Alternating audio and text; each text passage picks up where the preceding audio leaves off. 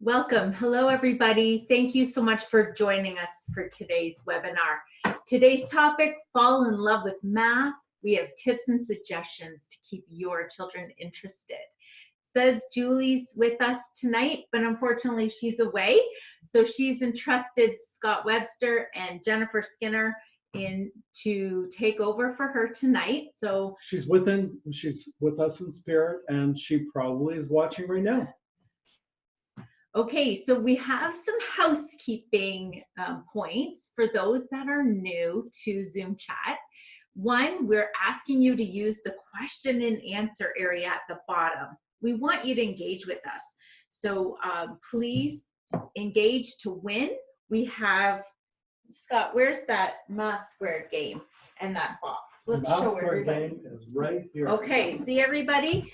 We have 5 of these we're going to give away. So welcome everybody. Please go and chat and tell us where you're from, what age of your children that you're taking care of, and of course, how to adjust the view. You can go to the top and you can see our presentation big, or you can see us if you want to see the items that we're manipulating here today.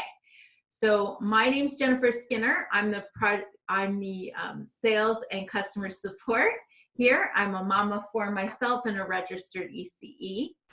And I'm Scott Webster with Cindy Webster. We own Scholar's Choice and have owned Scholar's Choice for the last 20 years, been in my family for over 40 years now. And I'm also a father of 4. And so we're very happy to be here today and talk about something that is very near and dear to my heart. Okay, so let's dig in.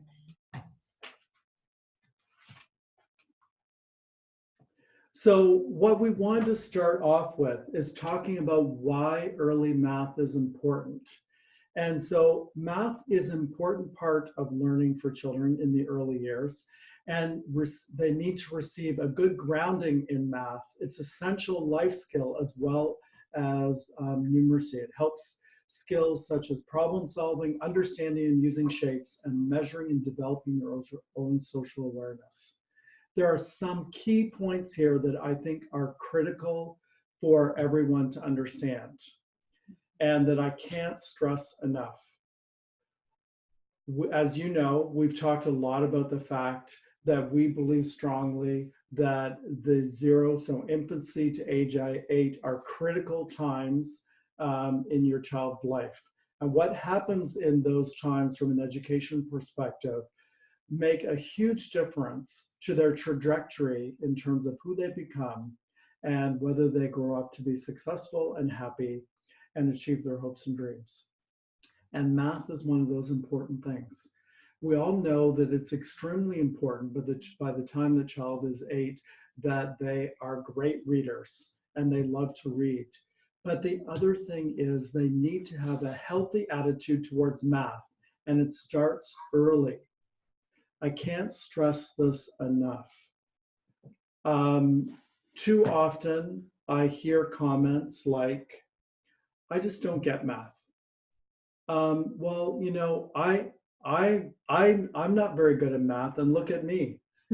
I've been successful. Those are things that you absolutely cannot say to your child.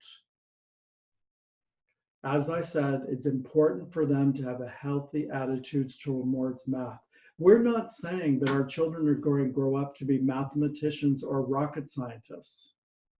But what we are saying is that if they have a healthy attitude towards math and feel positively towards math, then they will go through life not fearing math, and ultimately they will have many more opportunities in their life to decide what they want to do.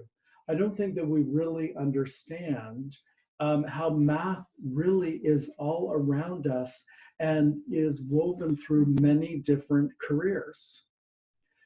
If I want to work in construction, if I want to be an electrician, if I want to be an accountant, if I want to be a teacher, if I want to do many different things, it does require a certain amount of math. And if your child does not feel positively towards math, many of those things won't be an opportunity to them.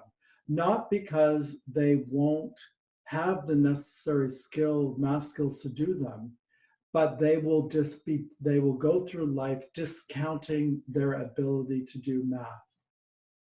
As a parent, one of our biggest responsibilities is to show positive role models to our children around learning.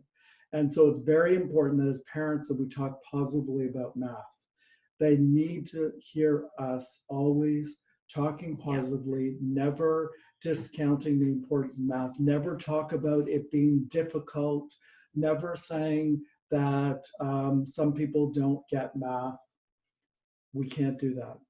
And the other thing is, just like early literacy, children need to be exposed to numeracy from a very young age, and they need to be surrounded. And by doing this, your child will get exposed, they'll start learning from a young age, and they'll develop these healthy, positive attitudes. So that's what I wanted to start off with talking about, and so that we're all on the same page and we understand why this is such a critical topic for young children. Okay, we're going to dig into the developmental stages of learning math. So we've talked previously about how important things are based on like a foundation. So it's great to have those basic concepts and children then build on those. And I was telling Scott earlier that for myself, when I struggled in my life with math, even though I ran businesses in my own life, I went back to the basics. So it's okay to maybe be a little bit intimidated with the new curriculum, say, but we're going to give you a lot of tips tonight to help you towards that, so that you don't have to be nervous about digging in. You're going to actually have fun with your children. And this is going to be something that you can enjoy together and have a joy. And you can see we're surrounded by lots of different material, and this is going to be a theme that we talk about. That's right. Is that math might look a little different to you than what you might have been exposed to when you were in school. Exactly. And there are many different ways to approach math. No, good point, Scott, because usually we didn't have the resources like we do today. So you are very, very blessed to have this. So we're going to dig right into early math. Of course, we're going to talk about number sense and representation, shapes, spatial relations, measurement, patterns, and problem solving. So let's dig right into early math. So before I start, we're going to go into each developmental level, Scott, but we're going to start with babies, toddlers, preschoolers, and kindergartens. And then we're, of course, going to go into primary. So for those of you that work in childcare or have little ones at home, please bear with us. We're going to go through each stage and give you some ideas to get your children engaged young. Okay, so let's dig into babies. And for some people, this may be really a little bit foreign when we talk about babies and math. Right. Because we have this ingrained notion lots of times that learning starts really more in school. And what we're here to tell you, and a lot of our messaging has been that, learning starts at birth. There are so many developmental stages that happen before the age of 5. Children and who they are as children, and who they're going to be or adults, many times this is cemented by the time they're 5. So if we don't start engaging on some of this stuff by that time, we've really missed out on an opportunity. And it's so incredibly important. So for many of you, Jen's going to share some stuff about babies that might be new to you. Okay, so let's dig into talking about different materials. So I'm showing you some ideas that we have. Okay, so you go to a baby shower, you go in a child care center in the infant room, And why do we have a variety? And we have a variety of metallics and mirrors, and we have wood, and we have plastics, and we have textures and colors. Why do children and babies need toys? And we're going to again reinforce that these things are actually intentional, that we actually think through the things that we have. We want to make sure that children are exposed to all of these things. And I have some bigger pebbles and things that are a little bit even more natural. And here I've got some beautiful discs. So first, baby toys, there's towers, blocks, big and small. So these are some ideas. Cause and effect. I was talking to a new mom this week, and and she was like, why do I need some toys? They're just little. And I said, well, this is the foundation of learning that they react, and then there's an actual effect. So it's, I've done this action, and mom and dad are also, reacting. And this is all sequencing and counting and stacking. And we're labeling the shapes for our children, and we're telling them about their world. And one thing too, Scott, we talk about movement of time. And as babies, even in their routine, they start to realize that there are some things that are predictable, that when the water's running, that it's bath time, or that when their snack time is there, they know that maybe daddy's going to arrive home from work. And the talking to children and babies about their daily actions. And one thing we did at our childcare center is to actually take photos of those routines. And children start to see the sequencing and sorting and classifying. And you're thinking, whoa, what are you talking about? Babies and toddlers and math. But this is all the beginning. And one of the first math concepts is when we say, do you want more? And we teach children, do you want more milk? And when the cereal is all gone, and daddy is bigger than baby, and all of these things.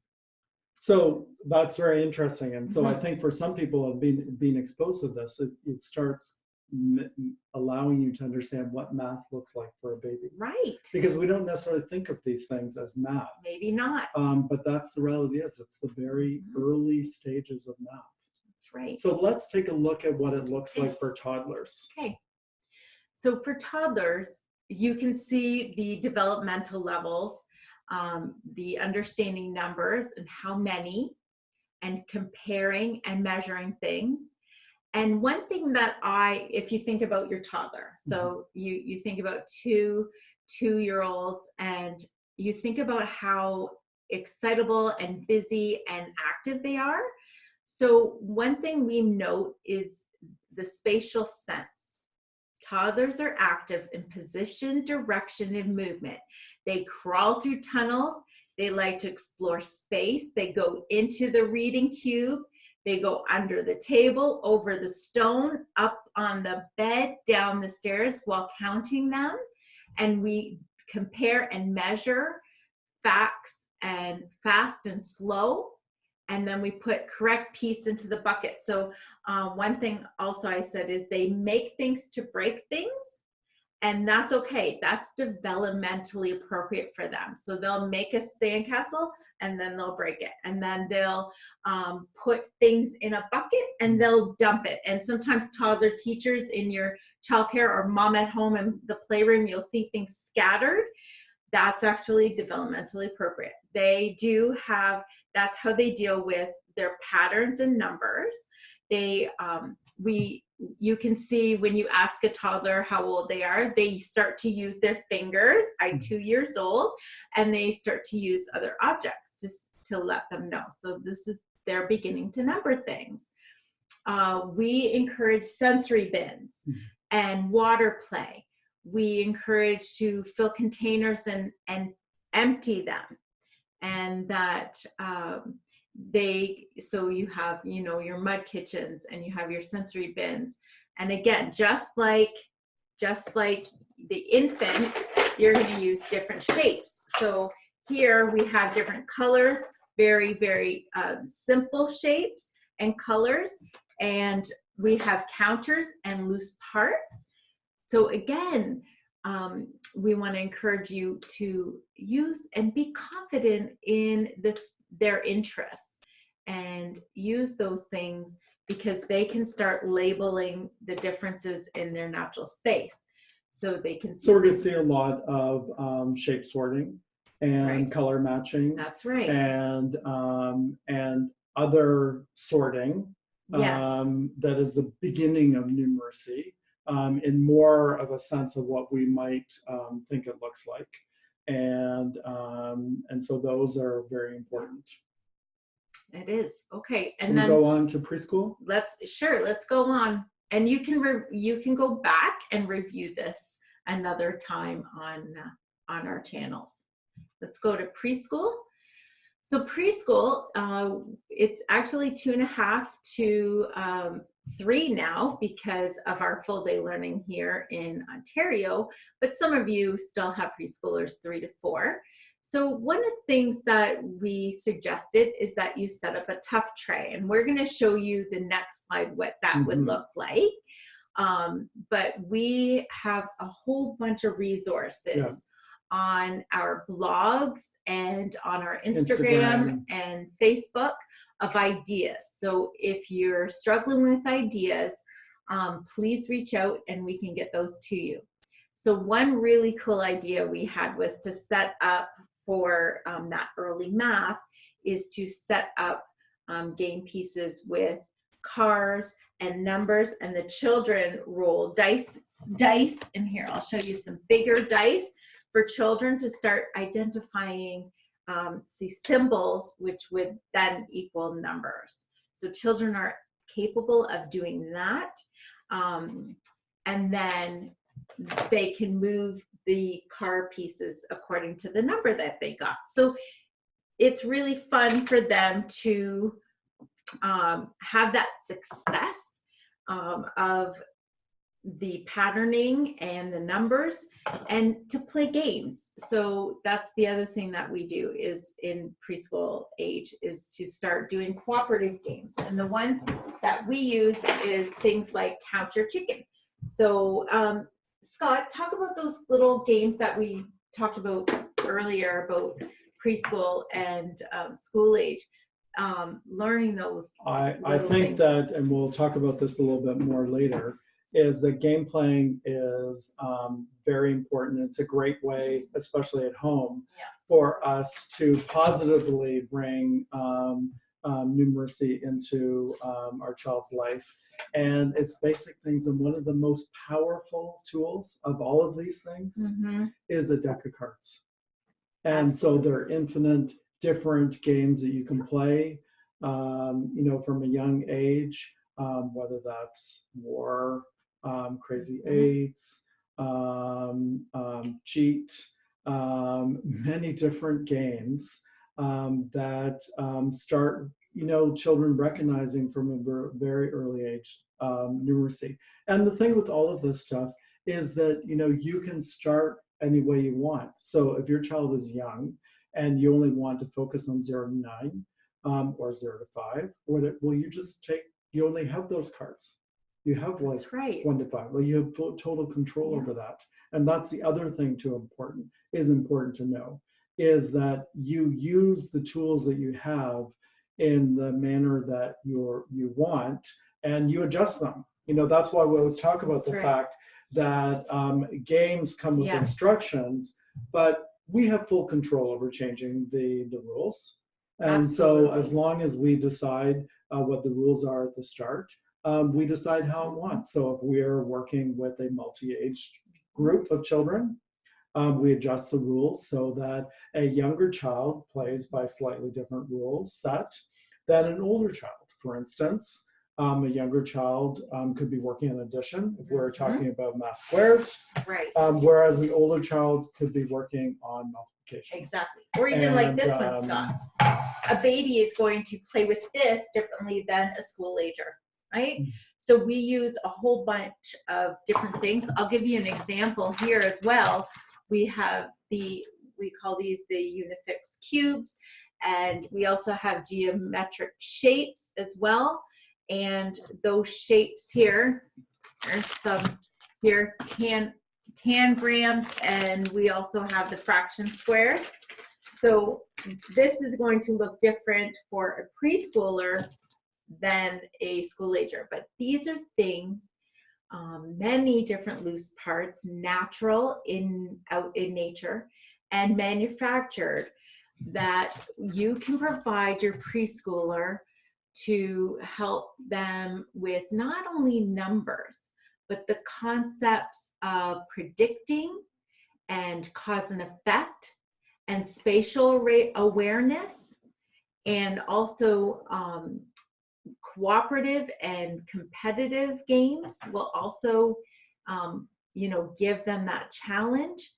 And also one thing too I thought of was science experiments and also cooking experiences in the home when they're sitting on your, in your kitchen and you're making supper. What will happen if those kind of little simple concoctions and experiences to bring math in your natural life and routine. This is something that they'll connect eventually. And one thing, just practically, I put on our slide here is let's put, 6 rocks in the tow truck. And our donut here at Tim Hortons costs this much. Let's count the change together. And then I said, how many big dogs can you stay at the park? And then I was telling Scott about all the games that we used to play in the car when it came to traveling, and how many trucks do you see? And let's talk about the numbers on the license plate and those kinds of things. All of those hands-on activities and materials and themes that are our interest connect the dots eventually. Like Scott said, it's so important that it is a positive experience for all children. And we know that, especially at home, we're all time challenged.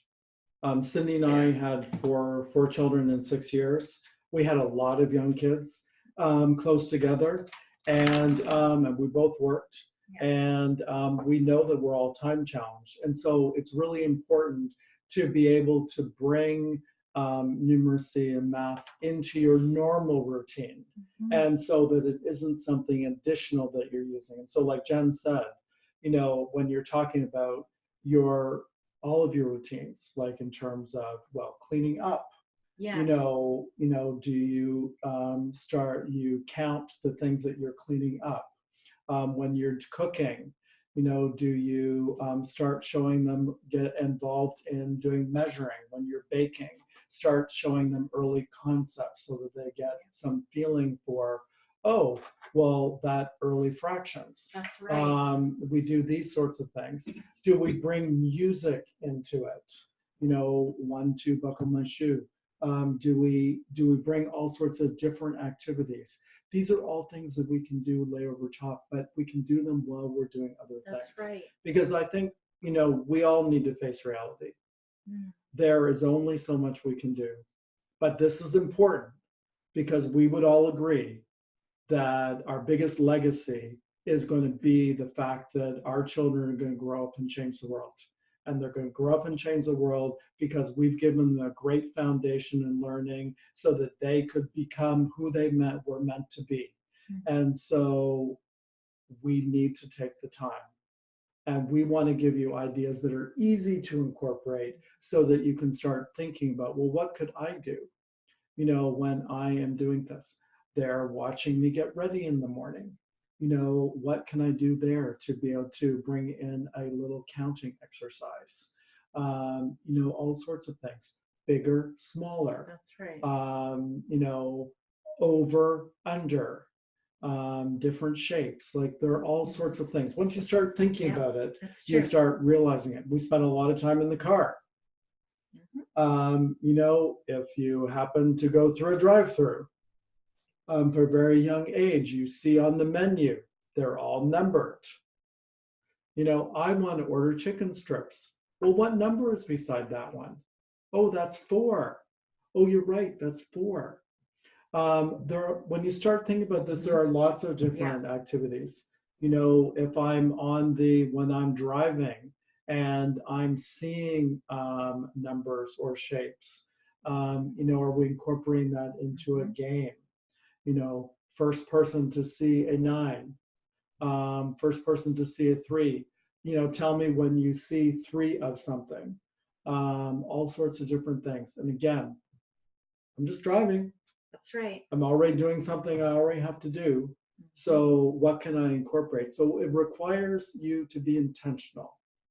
And so you do need to, you know, think about what these things, and hopefully you will gain some insight from what we say, and you'll check out ideas and solutions that we share on social, as well as our blog and in emails. But if you're intentional and you start, you know, incorporating things, making sure that you have many different options at your house or your childcare center, then it will make a difference for these young children. Mm-hmm. So one other thing, we can go on to kindergarten, but one thing too is we also do creatives. So it's not just like a math center any longer. So like Scott said, when you're doing laundry and the babies and toddlers are helping you sort socks, the same difference. This is daddy's shirt, this is mommy's shirt, this is so-and-so shirt. All those things are all those basics of making that math fun, so that when it comes to time to do these things, they already have those foundations. So that is the answer to the mom that I talked to this week. Why do we have so many different things? Is so that we expose our children to many different materials and different ways of them to actually express themselves. Like this one here is actually wax that they can form into numbers. That's one idea. One thing too, we have these here, you can hold these up.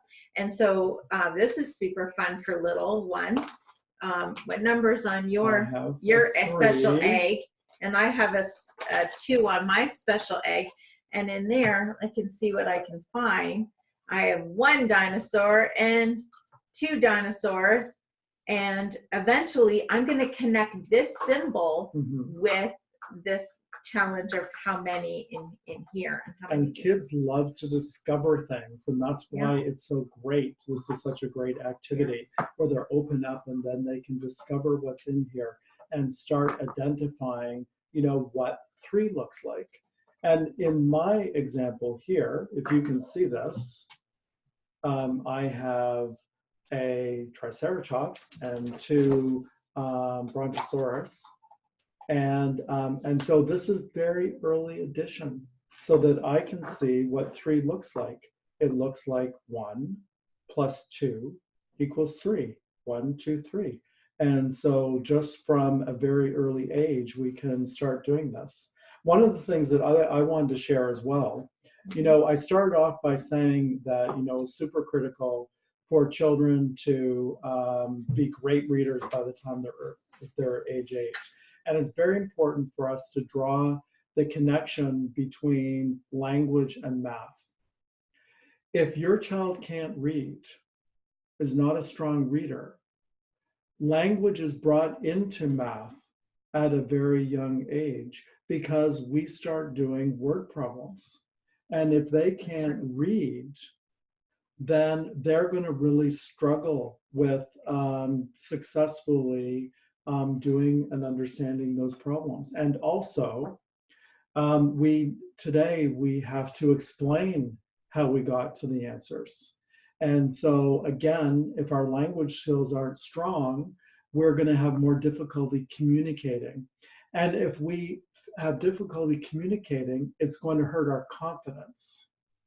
And confidence is something that is so critical in a child's learning. We need to raise these kids so they're fearless. They're not afraid of making mistakes. You know, making a mistake is just learning, and they need to not feel any negativity towards that. And so we want to guard against ever having them in a situation where they find themselves in that spot. Okay, so we're going to go into kindergarten. So one thing that we have is they're starting to now work on problems and worksheets. So here we have an example of a, use the key to color the fish. So it would be an example, 7 would equal, say, red.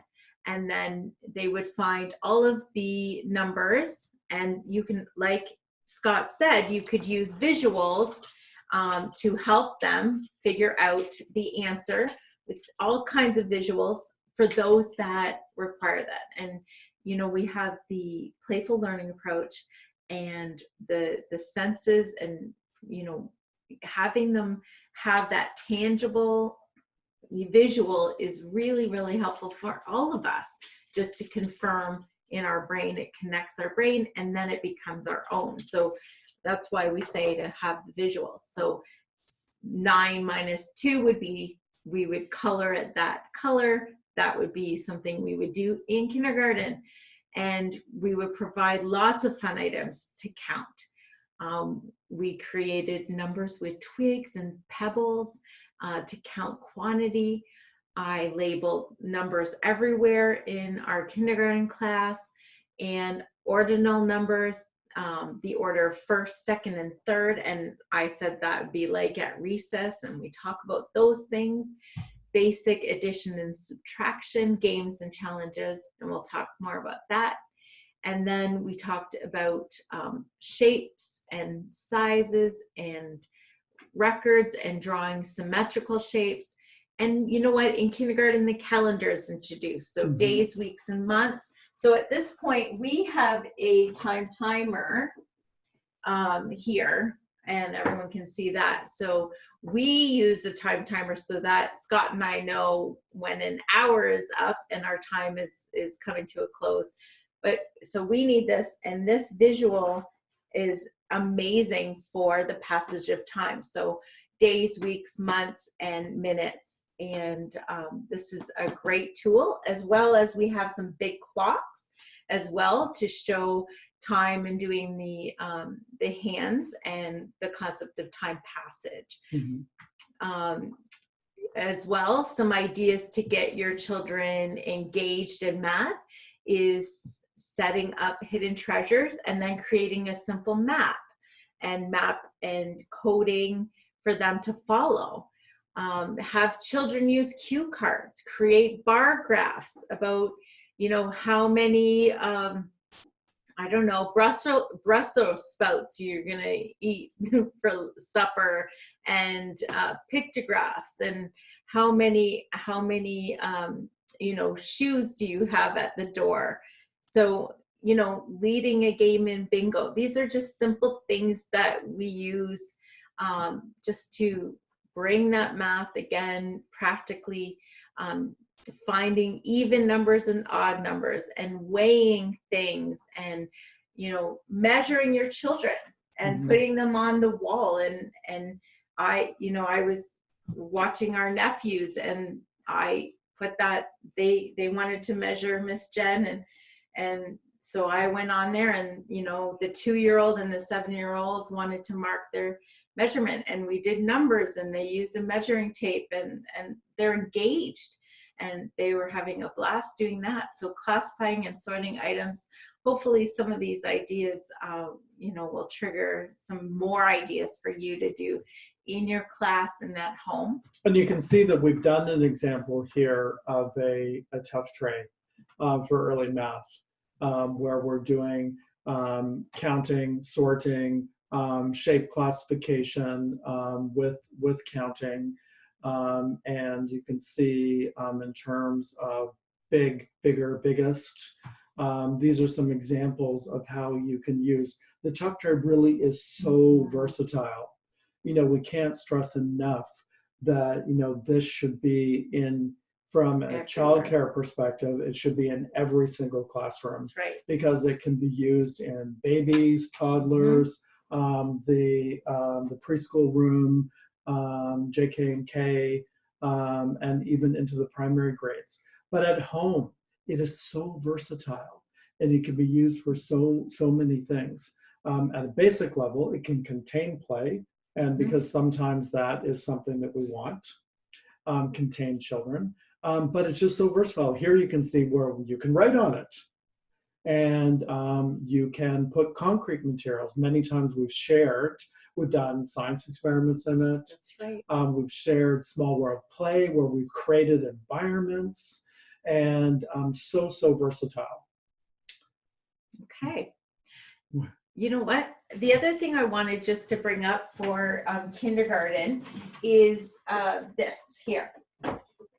So this is something as well that children are going to start to know the concept of money, as well as they role play in their mud kitchens and their kitchens in their dramatic play. One thing, you know, you can put out is recipes, and they can start seeing that it's all science and math, and they all connect, and it's for their, again, we're doing this for the success. This is the part as adults that we're intentional in setting up these opportunities of playing, right? And number bingo, you know, is another great idea for kindergarten. What do you have there, Scott? We have a very young, we have we've talked about the fact that you can use, what do I have here? We've talked about the fact that you can use math squared from a young age, and we're going to because we can do different versions of addition and young, and one of the things we're going to share with this presentation is Julie and Cindy did an excellent video on math squared. That's right. And how to use it through the ages, and so we're going to share that so that you can see that. As well, Julie did a video that was on early math, you giving some more hands-on activities, and it featured the tough tray. And so we're going to include that as a link with the presentation. The other thing that I wanted to share is we talk about a lot of hands-on materials because you know, that's something that we really believe in. But you know, as we talk about the playful learning approach, one of the things that we stress the fact really that children learn in all different ways. And of course, for us, we talk about the playful learning approach, which is about children learn through self-directed play. They learn, develop social emotional skills through collaborative play. They learn through using all their senses. They learn by getting exposed to discovery-based experiential learning options, and they learn by being exposed to as many opportunities to express themselves.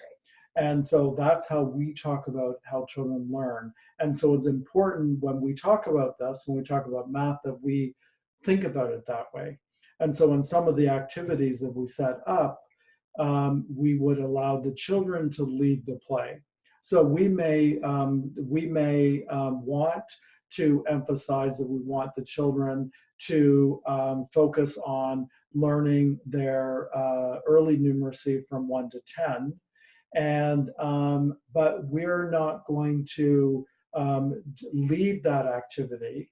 We're going to create the provocation that allows the children to discover that knowledge. Right. And so that means that we might put out a whole bunch of tens of things. Yes. So that we focus on learning tens. And so we'll have 10 cubes.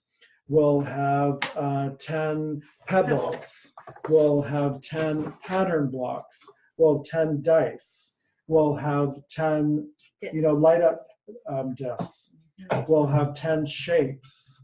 And then through that, they will start discovering, you know, what 10 looks like and how that mix it up. So, you know, that's important. You know, game playing, by focusing on games, we can create the environment where they learn through collaborative play. And that's why we believe that Math Squared is such a great game, because not only does it do math, addition and subtraction and multiplication and division. But because of that, it really allows an older child to work with a younger child. And that's really important because kids really do value, having those positive interactions with older children. And for an older child, it's a wonderful opportunity to be looked up to, and they gain a lot of confidence. And so that's why it's great to have children of multi-age working together. So we wanted to share that. The other thing that I wanted to share is that we talk about lots of manipulatives, and the other thing I want to share is that, and there is a place for workbooks and flashcards and bingos, which are something that might be quite familiar from our childhood, because that is one particular way that children learn. And this is Check and Double Check, which is our own line of math workbooks that do an excellent job of teaching children math. And so, as we said, there really is no one way to teach math, and that's why our system of education has progressed so much, because we've learned that. When we were kids 20 or 30 years ago, we really taught in a very one-dimensional way. And what we know now, what we've discovered, is that children have many different ways that they learn. And so it's important that we expose them to those ways so that they will best learn. So let's look at some primary math tips to keep your children interested in. So one of the things we talk about is that we need to use visuals. And what do I mean by visuals?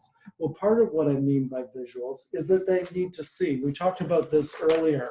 And so I use the example of these counters and how to make 3. Some people need to see this. And so you can't pour it into them and tell them 1 + 2 = 3. They need to see it for themselves. And so we might look at an activity, and children learn, we want to talk about 5s. And so they learn that, 1, 2, 3, 4, well, if I could count. Sure you can. There you go. 1, 2, 3, 4, 5. And then we start learning, this is very basic addition. And then what we start learning is, and I don't have all the kids here, but I would have them all together. And so we would say, well, now we say, what also makes 5? 1 + 1, 2, 3, 4. 1 + 4 = 5. And so we use that by changing the color and showing it in a particular pattern. And so it's very important that we show visuals of what math looks like. They need to be exposed to many visuals. They need to be exposed to touching and feeling what it looks like. And so that's important. And so from there, we start drawing what it might look like, and it leads to more abstract concepts for what that might look like. When we talk about, there are lots of games. We shared this, Math Squared. We love Shut the Box, because it's a great game with dice, which kids just love dice games. And where they're trying to be the first one, or to get the least amount of moves to put down all the numbers. And so here I got double 8, so I got 8. And here I did this, and I got 6 + 5, so I could do the 6 and the 5. And I try to do this, and I try to be in the least amount of moves to get them all down. It can be done very early, focusing on 0 to 9. It's a little bit of addition as well. We talked about workbooks.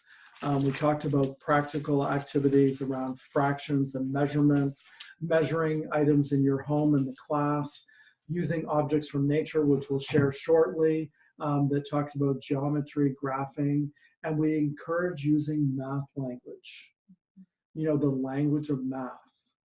And so that is numbers, that is shapes, that is talking about number sense, talking about addition, subtraction, bigger, smaller, all of those different things that relate to math. It's important that we make math fun according to the child's interests. That's right. You know, if your child loves dinosaurs, then you're going to want to incorporate dinosaurs into a lot of different math activities because that's really going to engage them. Let's talk about taking math outside. So we've talked a lot about this, about the fact that it is so important that we get children outside. We want kids to learn how to play again. We want them to get outside. We want them to get dirty. We want them to fall down. We want them to discover the outdoors. You know, looking at things from a different perspective sometimes really creates a great learning opportunity. And so engaging children outside is great. You know, they can start collecting things, and then all of a sudden we can start bringing in, you know, counting and sorting. We can do patterning, so we can set out things in different patterns.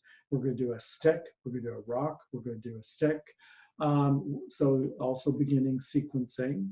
We can use leaves, we can use rocks, we can use sticks, we can use grass, we can use flowers, we can use all sorts of things. Kids love this. And it really brings them into an understanding that math is all around us and is nature. And so we can, as I said, count sticks. We could count footsteps. We could use our feet to start deciding about early measurement. We can do bigger, smaller, over top, under top.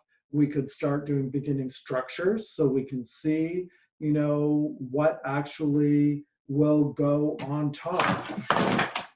What doesn't go on top. Right? No, it's true. You know, that's important for them to start understanding. They've got to experiment and find for themselves. Yeah. So this is important.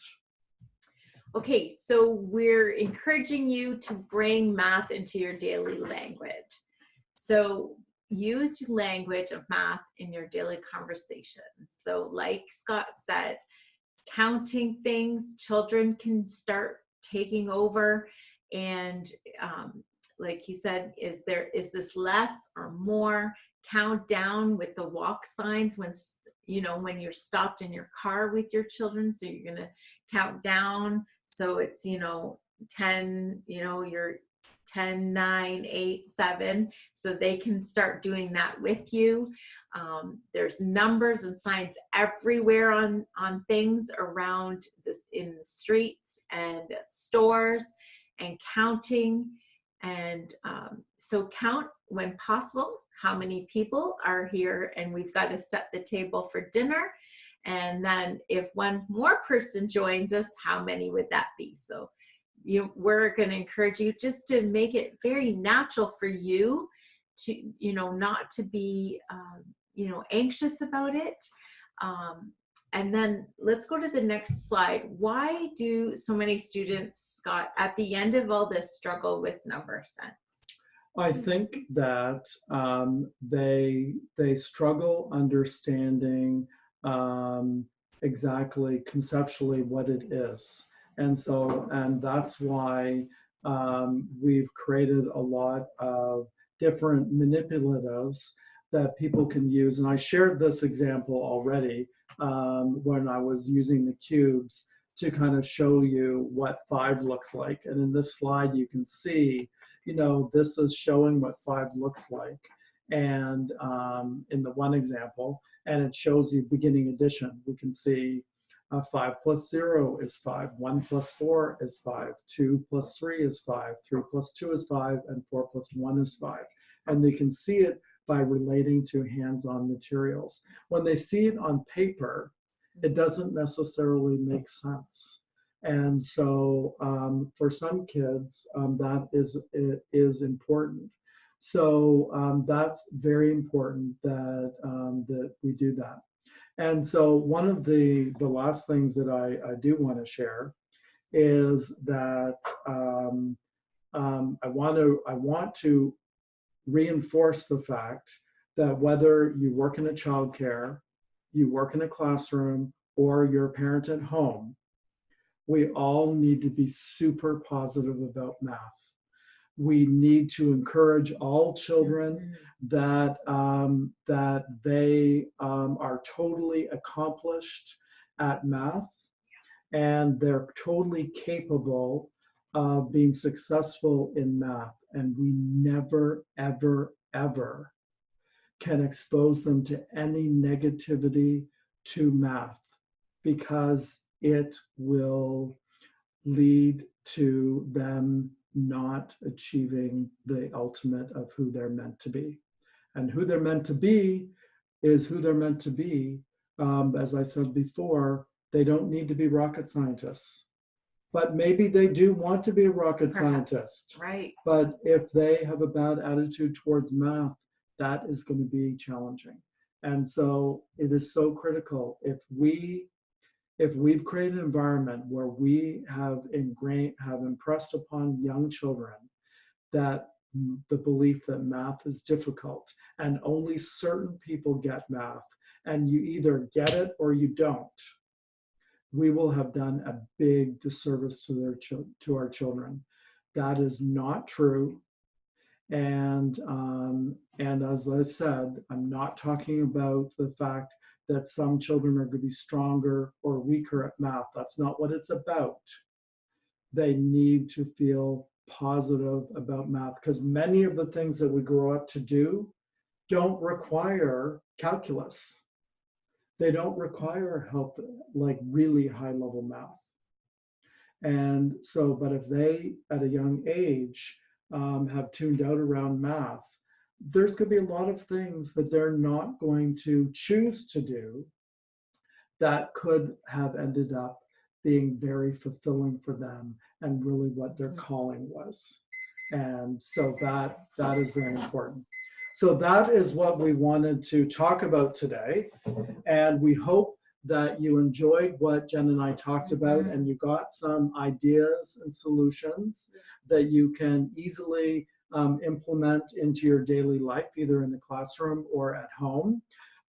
We've hopefully shared a lot of different resources, and we know it's a big jumble, but this is what we're trying to impress upon you, that, you know, Maria Montessori said that that play is the work of a child.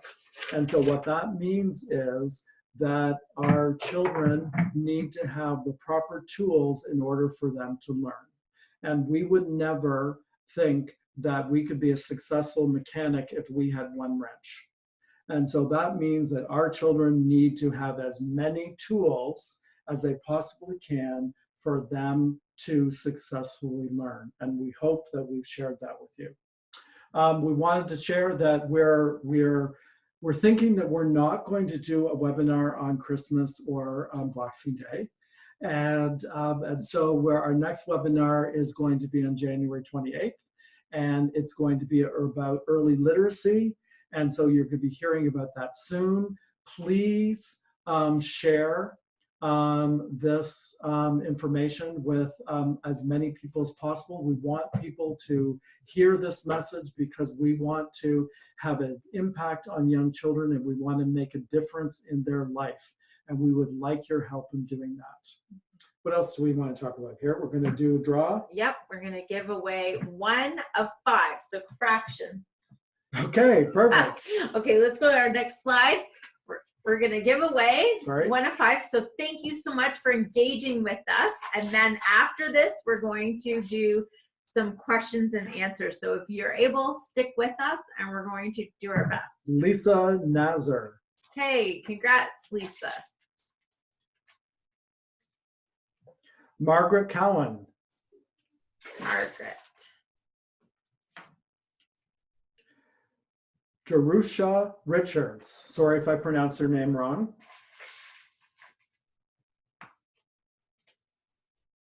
Michelle Campbell. One more. So we're going to send you some math squared soon. Kat McLean.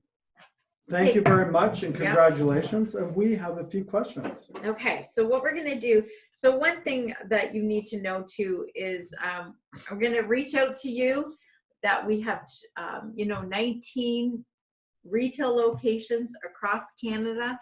We also have online. So if there's any resources that you saw tonight or we have more, please reach out to customer service or sales or our retail team, our experts in knowing and giving you suggestions to help your child. Okay, what do people want to know? So are there any particular activities, Scott, to get kids starting to enjoy math? We did a math night at school last year and our daughter didn't quite want to engage at all. She wasn't too particular in joining in, and that was from Catherine. So what, as I shared, I believe that, the ingredients to successful play and learning is that we tailor it to the interests of our child. And so I don't know exactly what your child's interested in. And so, but any good teacher or as parents, we know that that's what we need to do. I believe my go-to item that I find is very successful is game playing. And so I think that that is the thing that draws in lots of different children. And so I believe that, the start of that is just a deck of cards. And so there are many different games that you can play with a deck of cards. It's very easy to pick up. It's very easy to travel with and to do it anywhere. And it's very easy to do many different types of activities. So that is one thing that I would say. Different games, snakes and ladders, different early color sorting. That's what I would suggest, is that tailoring it to your child's interests and focusing on game playing. Again, if they like to play outside, or they're into, how's an example I can use? If they're into dolls, if they're into dressing their dolls, one of the things you could do is you could talk about the number of different outfits that you have. You can talk about the number of to count the pieces as they dress the dolls. And so without knowing exactly what your child's interested in, it's hard to answer that question. But what I'm trying to get across is that you know what your child's interested in.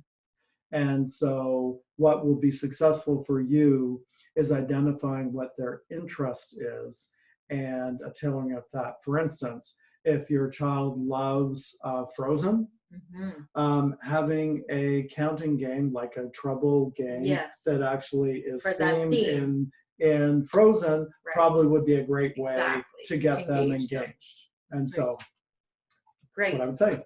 And the next question actually goes with this answer. And Caitlin says, what is the best way to encourage kindergarten children that are not necessarily interested in the actual worksheets, but they're into board games? And Scott just mentioned a couple, and we also played Mathable Junior is another one we have. We have bingo, we have count your chickens, we have domino games, we have number accelerator games. So there's a whole bunch of fraction games that we have. I can't say enough about dice games. And so children love dice. They love cards, they love dice. They love these things. And so that's something that I definitely would do. Yeah. So there are going to be, there's not a one-stop shop. You're gonna find the thing that's interested in your child. Charlotte asked, how do you introduce math to children who cannot read yet? I think we answered that with infant, toddlers, and preschooler. A lot of that secondary, but if you wanted to. Yeah, I think the reality is that, we showed how math really starts from infancy. And so we're starting it by, exposing them to shapes, and by including, shapes like this as a baby. And then we'll progress that as they get into toddler and preschool, so that we'll have reinforced as a baby when we say, well, here's the orange circle. And then that will become more meaningful as they get older. And so they don't need to read to be exposed, because as we said, just like reading, we teach reading by reading to them, exposing them to the alphabet, reinforcing it. So we start the reading, and then they start learning it and recognizing and hearing. And that's the same way we do with numbers. We start doing the counting, any number of counting songs, counting rhymes. And so we reinforce that by linking what it is. We find something as a young child where they get to trace what 2 looks like. And so we say 2, 3. And so that is the beginning part of it. And then as they get a little bit older, they will start to be able to say 1, 2, because what's one of the first things that a child starts to learn to say from a number? One of the first activities. We teach them, how old they are. And so that's one of the first things that we do that brings it alive to them. And so. Yep, that's good. Okay, and one last one here. Is there ideas or out-of-the-box ideas to encourage and introduce math to infants? And we did give you about 8 starts, beginnings of things that you could do. We didn't just talk about counting. We didn't just talk about, 1, 2, 3 or the actual numbers, but we talked about a lot of different things. We talked about sorting. Yeah. We talked about shapes. We talked about textures. We talked about exposing them to nature. Cause and effect. Right, bringing the world out there to them and letting their brains take it in, all their senses. And that is how we do out-of-the-box ideas to encourage your infants to, get involved and be engaged with all of the items for their brain development. And, as we know in science, children have from 0 to 6 to cross their neurons in their brain for the rest of their life. So that is why our team at Scholar's Choice is so intentional in finding these things and items to have for you as educators and parents and family members to have at your fingertips, because it's so important to expose your children to all of these incredible things. One of the early things that a baby would do, and we think we showed it in one of the pictures for babies, is you saw a baby and you saw blocks that are numbered. Could have beginning ABCs and numbers, and they're stacked. And so one of the typical activities you would see is that you would stack them and the child will knock them down.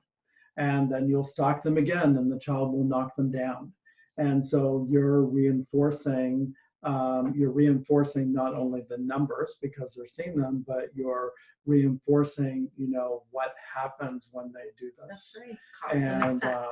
And so, what Jen just demonstrated there, this is the sort of thing, from a very young age, they might, start doing, we talk about sorting, stacking.